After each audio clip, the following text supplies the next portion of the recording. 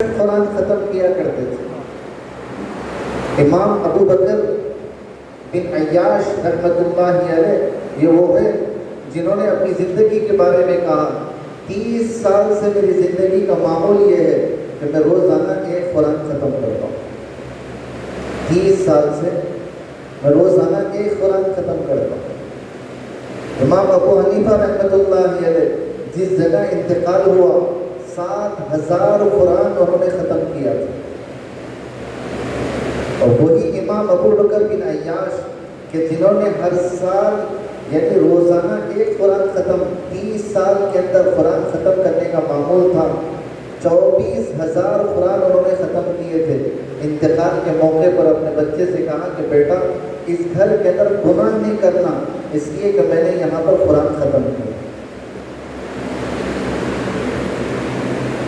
یہ قرآن کے ساتھ تعلق تھا۔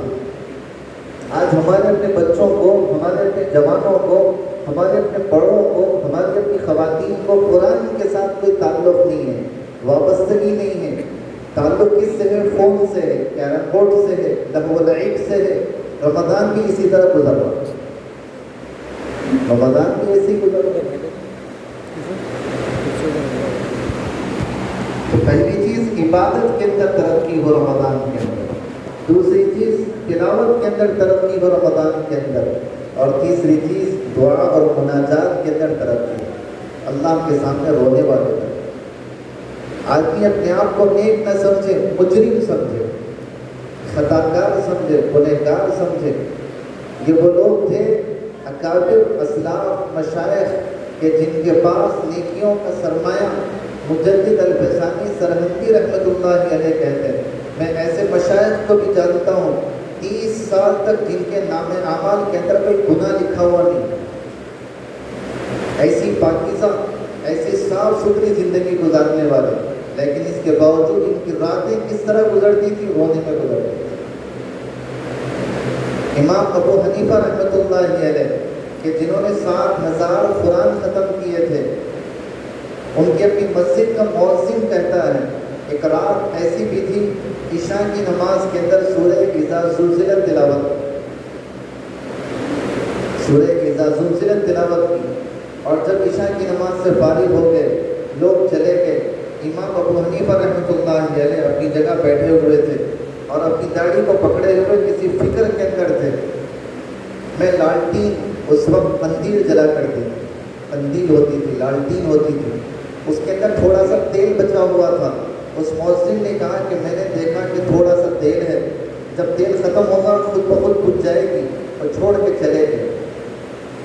اور جب صبح کا سویرا ہوا، فجر کی اذان دینے کے لیے وقت سے پہلے پہنچے، دیکھا کہ امام ابو حنیفہ رحمۃ اللہ علیہ اسی مسجد کے اندر بیٹھے ہوئے ہیں اور اسی فکر کے اندر ہیں، اور زبان کے جملے کیا تھے؟ یا من یجزی الخیر بالخیر و یا من یجزی الشر بالشر اجری عبدہ النعمان بالنار۔ اے خیر کا بدلہ خیر سے دینے والے، اے شر کا بدلہ شر سے دینے والے، آپ اپنے بندے نعمان یعنی ابو حنیفہ کو جہنم کی آگ سے بچا لیں۔ عشاء کے وضو سے صبح تک روتے رہے۔ مؤذن کہتے ہیں میں نے اچھا نہیں سمجھا کہ ان کے سامنے آ جاؤں، ان کی رات کی عبادت چھپے رہنے دو تاکہ ان کو احساس نہ ہو، لیکن ان کی نظر پڑ گئی تو انہوں نے مجھ سے یہ کہا کہ کسی کے سامنے ذکر مت کرو۔